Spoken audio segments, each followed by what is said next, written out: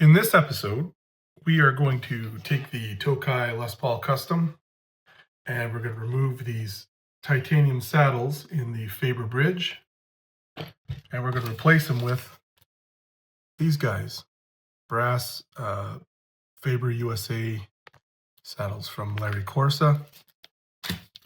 And then maybe we'll take a peek under the neck pickup because I forget what kind of tenon it has in there. So we'll have a look and see how these are constructed.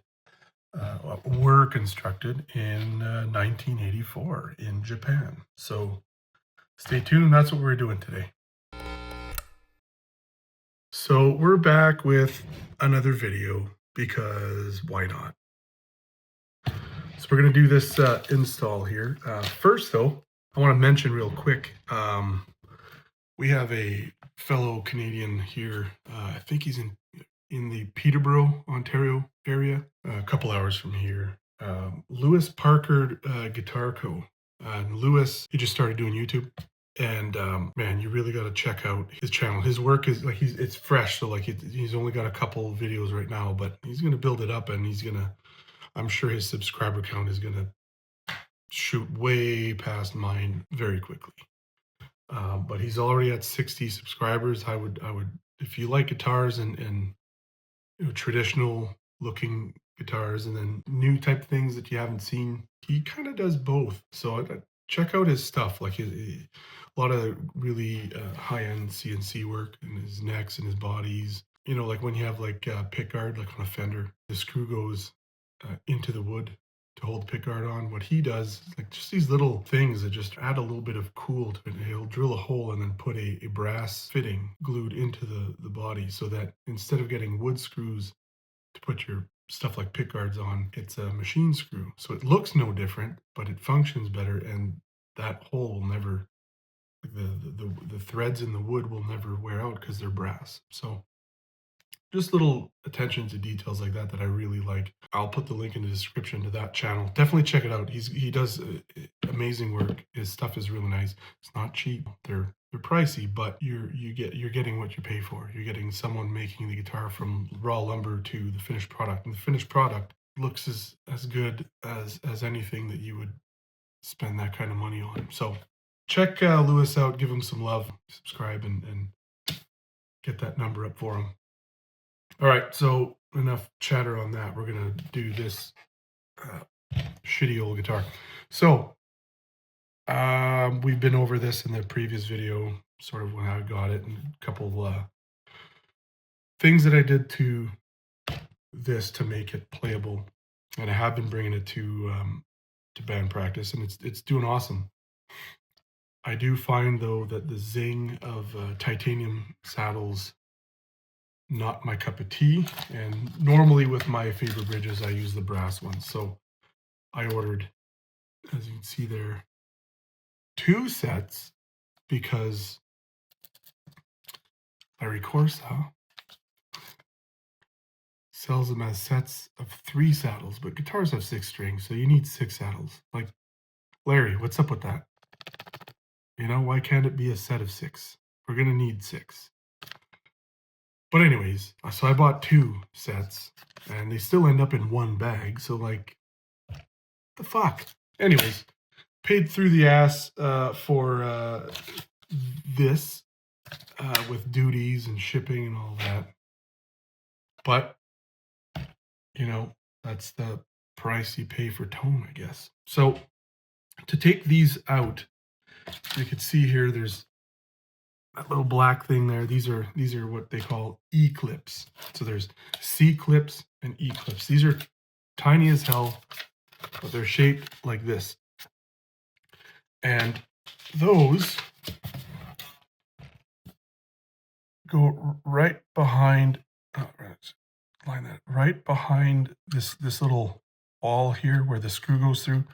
It clips on so that the screw can't pop out. That's basically what that does.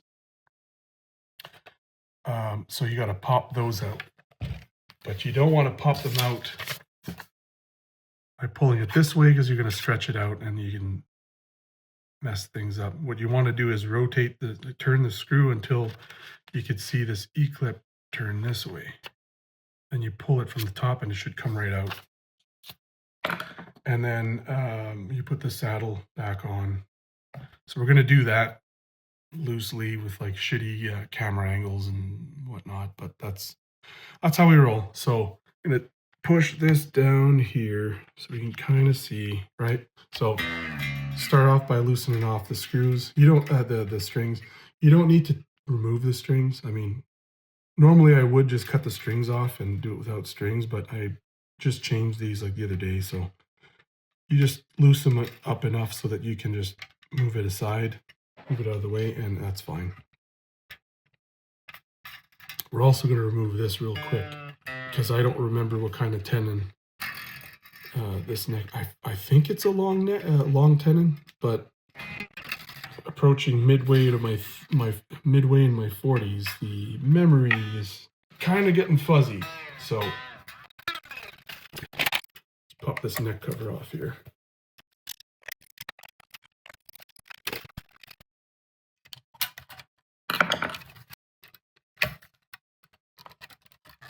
There we go.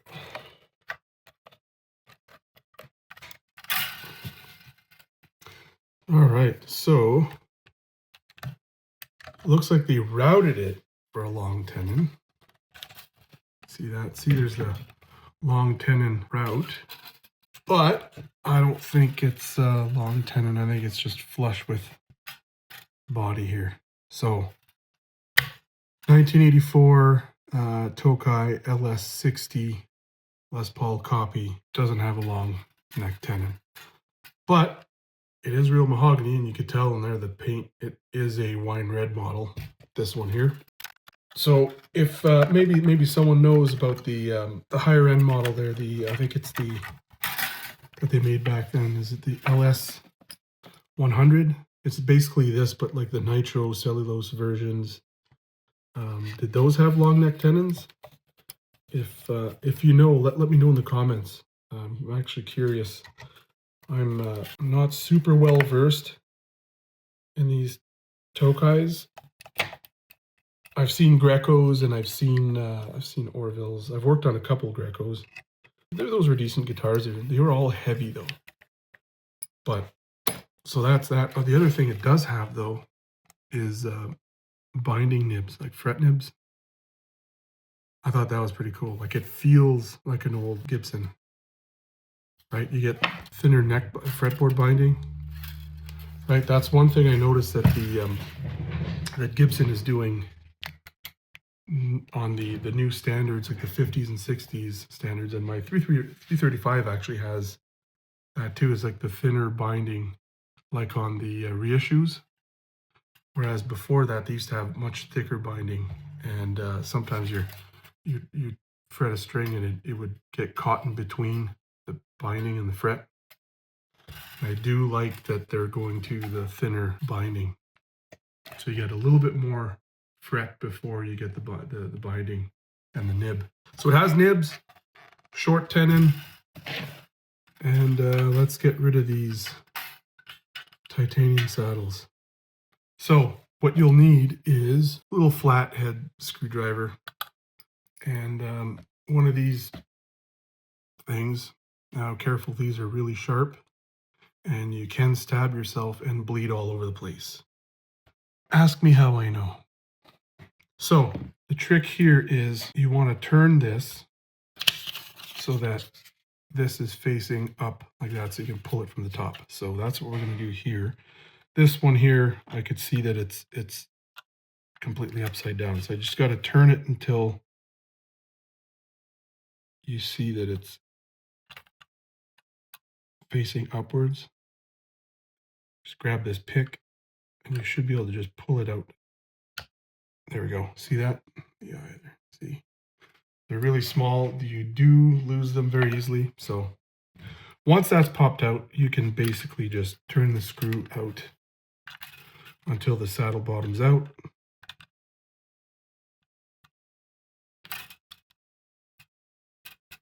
And then the screw will just start backing itself out.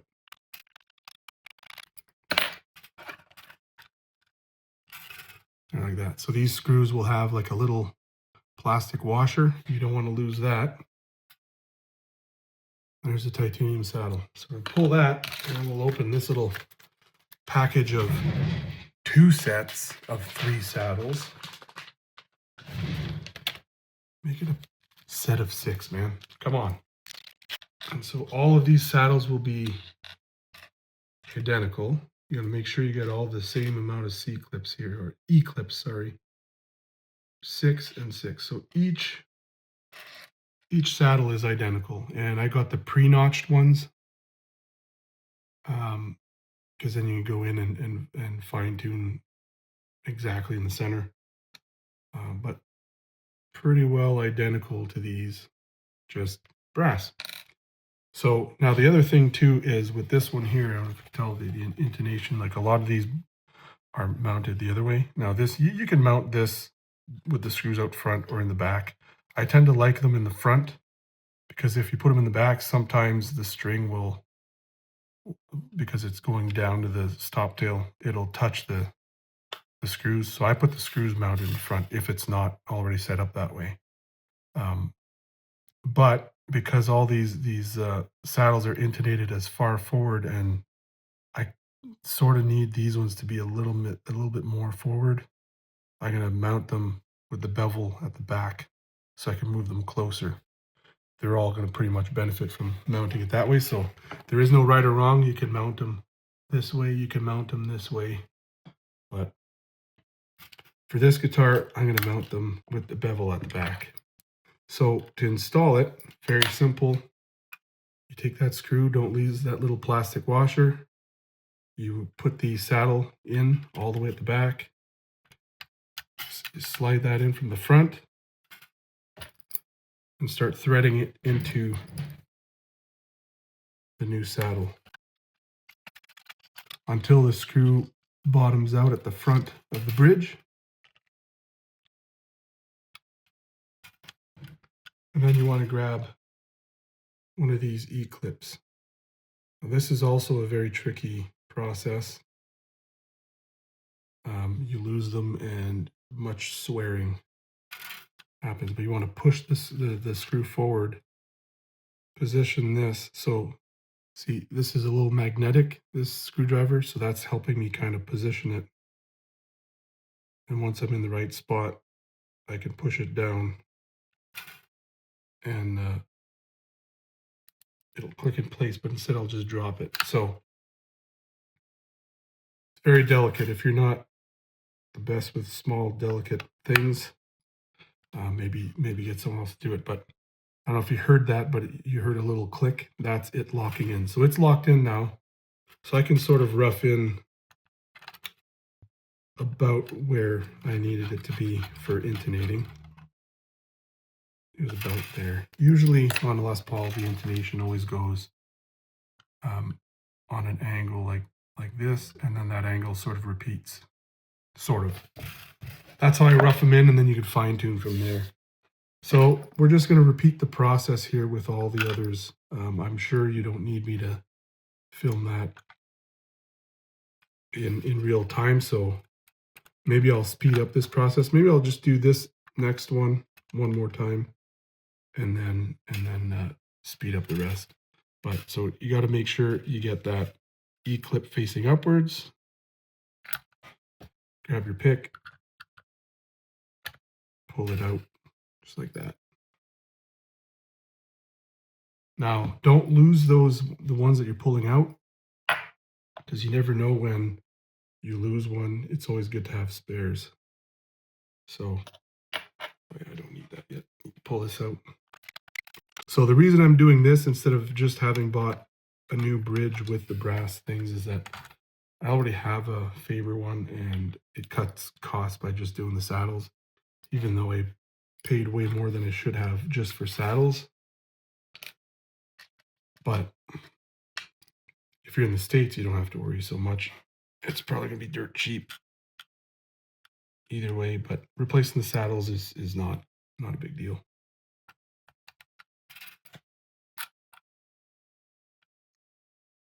I've heard mixed reviews on brass saddles versus titanium versus nickel plated, whatever. Everyone's got a different story or different findings. So I'm going to slide this in. You see if you hear the click. Hear that? Yeah, we're locked in. Yeah, so everybody has different results. I've heard some people say that putting brass brightened it. Some people say that it warmed up the sound. Some people say that it added sustain. Some people say that it killed their sustain. So we'll find out. I just know that with these titanium saddles on my burst replica, it took away all the body of the guitar and made it a little brighter, but you lost the thick, sweet mid-range and the low end. It just killed it all. So I'm wondering what it's going to do to this guitar. Because this one here is just naturally brighter and very resonant too. So we'll see what it does overall.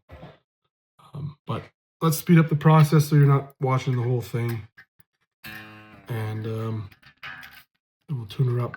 Maybe do a quick intonation thing. So here goes.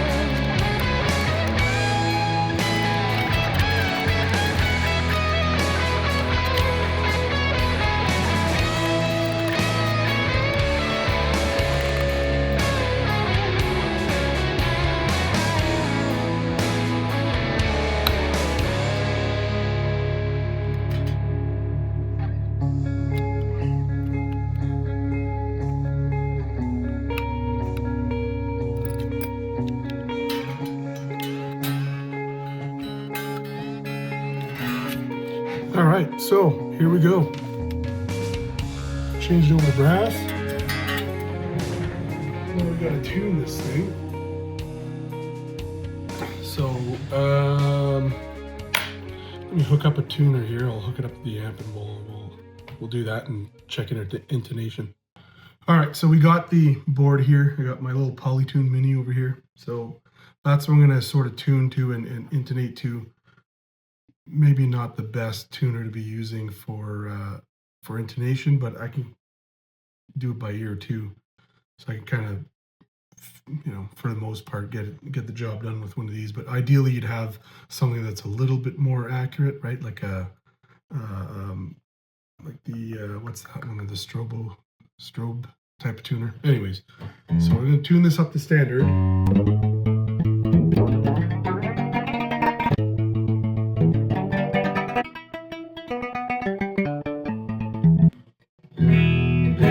All right, so we're tuned up.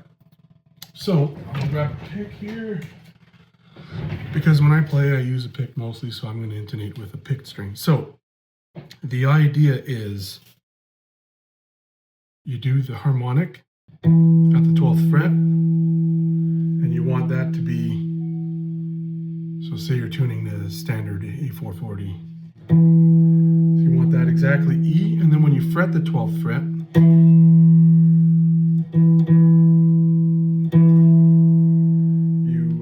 you check to see if it's sharp. So if the fretted at the 12th fret is sharper than the harmonic and the open. If it's sharper, then you need to make the string longer between the nut and the saddle, which means you bring the saddle back.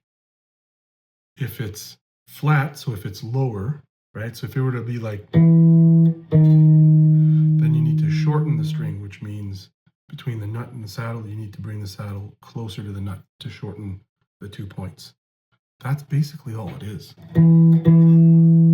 This one's just a hair sharp, so I just need to back this saddle up like just a bit. It barely needs to move. Then you retune.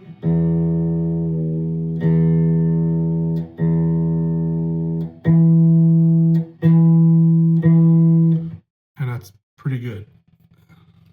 Next string down.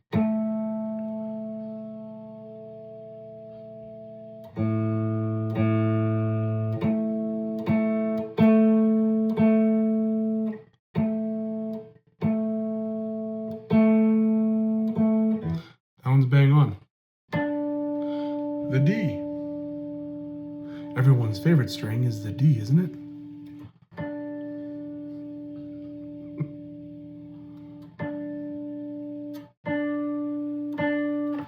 That one's bang on too. So I had it set pretty well before I swapped the saddle, so I just kind of eyeballed it. But I've seen so many of these, I've worked on so many of these, I've intonated so many of these that I can usually eyeball things. So let's do the G. The G string is the most tempered one. Like the G string likes to give you troubles.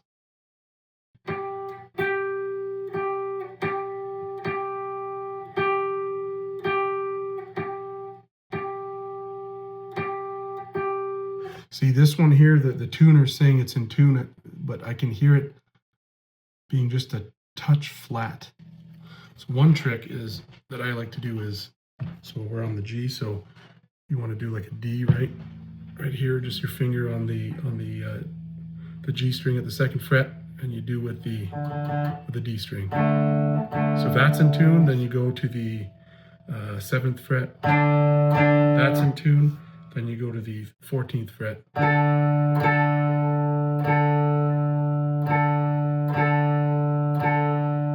It's a little flat, but the tuner is registering it as in tune until like,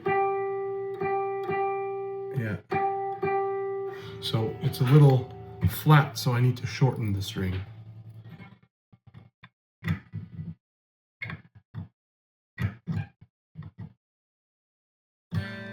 But we're talking about like micro adjustments there.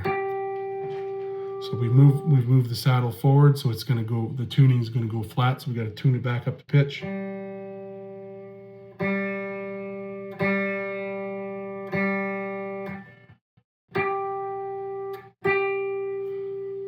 it sounds just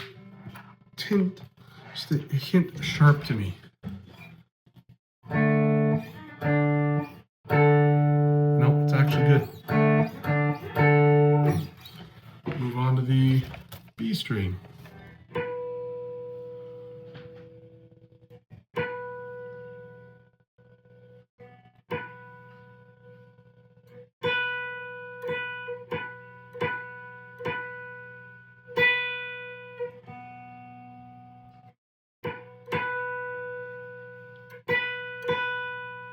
I think that's about right. Let's just check it. So this, on the B string, you do everything 1 fret higher. So 3rd fret, 8th fret, and 15th fret.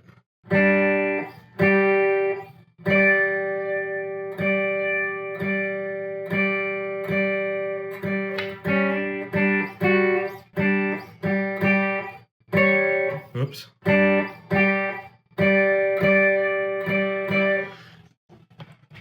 I can hear it being just a smidge flat. So we'll just shorten that string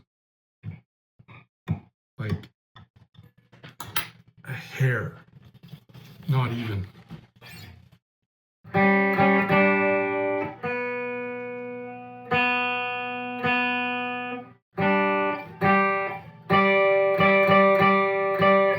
That sounds right to me.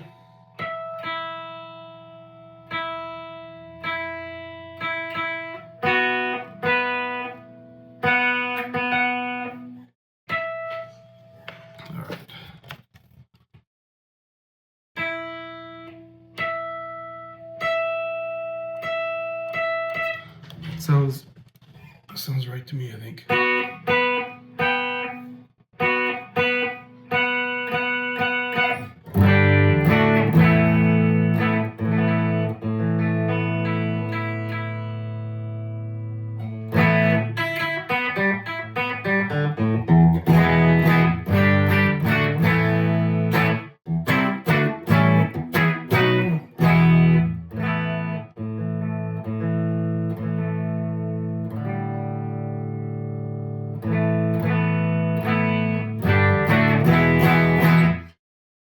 so far what I'm hearing, let's see here, where's the, let's put the treble up a bit. It did soft the highs, like the harsh brightness a little bit, just like how I wanted it, and the body of the guitar is coming through more. It sounds fuller.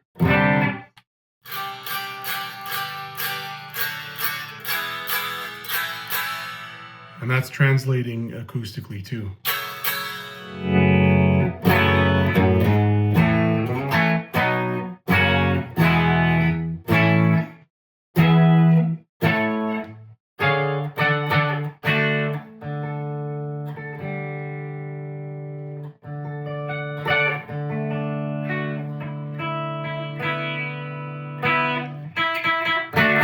Now there's one more thing too when you're changing these out. I don't know if you could hear that with the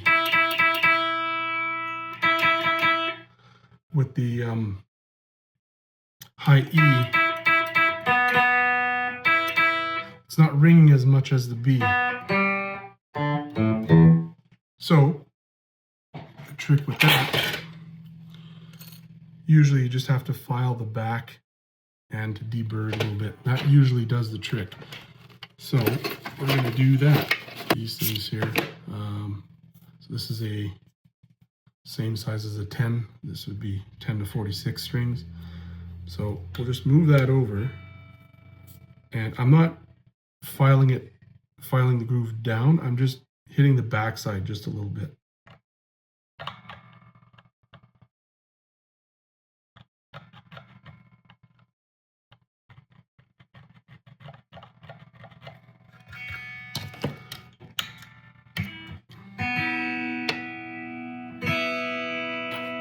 See?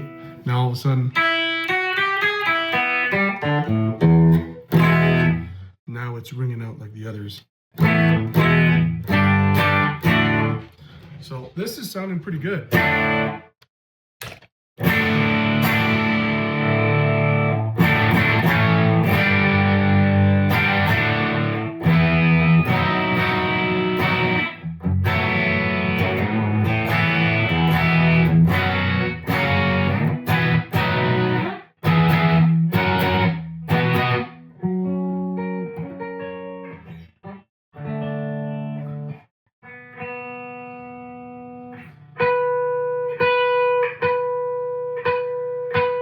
Sometimes after playing too, you just recheck your intonation.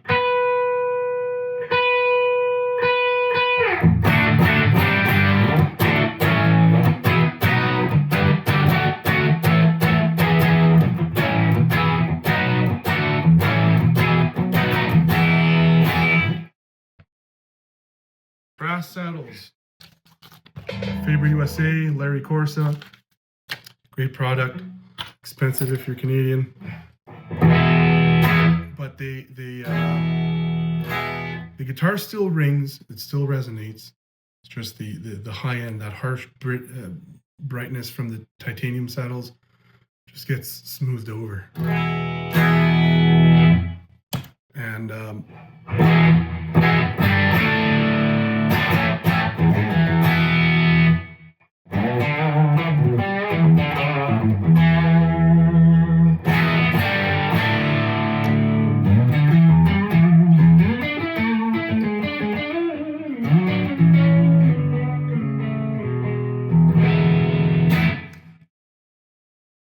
I like it. This was a good mod. That's it. Check out the Lewis Parker Guitar Co. Facebook, YouTube page and give them a follow.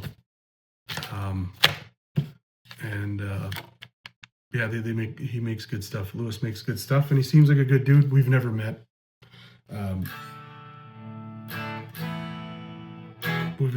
But I mean, his work speaks for itself. It's really nice work.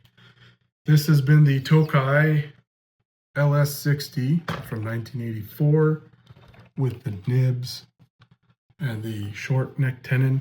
59er vintage custom Alnico 4s.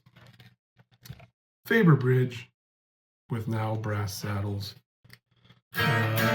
Rig we played through was this here. We've seen this before. Really liking this pedal here, the Nobels ODR Mini 2. In the last video I called it the ODR-1 Mini. It's the ODR Mini 2. I have the bigger version with the bass cut switch. This one's equally as good, but it fits in this small space. Really like the sound I get out of this for like on a clean. So right now we're in the Deluxe Reverb.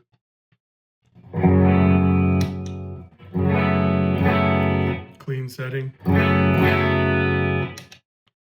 ODR Mini 2.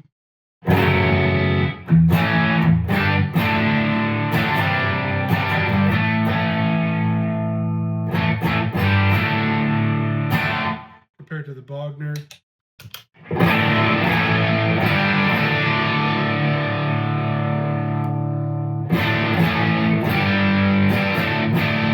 More gainy, more Marshall-esque.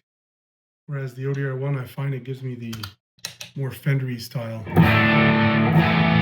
grit.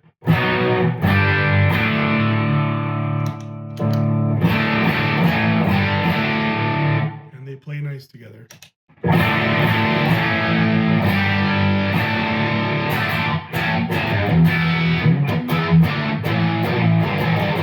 That's enough of my shitty playing for today. So we've replaced the saddles. Don't lose your E-clips. You got to get 2 sets apparently, because Larry doesn't want to sell 6 at a time. He wants to make you buy 2 sets of 3. But they are a good product. They sound awesome. Check out Lewis Parker Guitar Co. Because why not? We all like sexy looking guitars, right? And remember with intonation, right? Tune at the pitch. Harmonic at the 12th fret. That needs to be in tune. And then fretting it at the 12th. If it goes like, sharp, you need to make the string longer, right? So you back up the saddle so that the point between the nut and the saddle is longer. And if it's flat, you need to make the string shorter by bringing the saddle closer to the nut. Every guitar is like this on electrics. You might have to compensate on some guitars like a Tele that has 3 saddles with 2 strings per saddle. Kind of got to find your in-between there. There's compensated saddles you can get. But for any 6 saddle guitar, Strats, 6 saddle Teles, Les Pauls, SGs, 335s, Ibanez, whatever. Anything with 6 saddles that are adjustable, intonation is the same way, right? 12th fret harmonic, fretted. If it's sharp, make the string longer. If it's flat, make the string shorter. That's it. See you on the next one.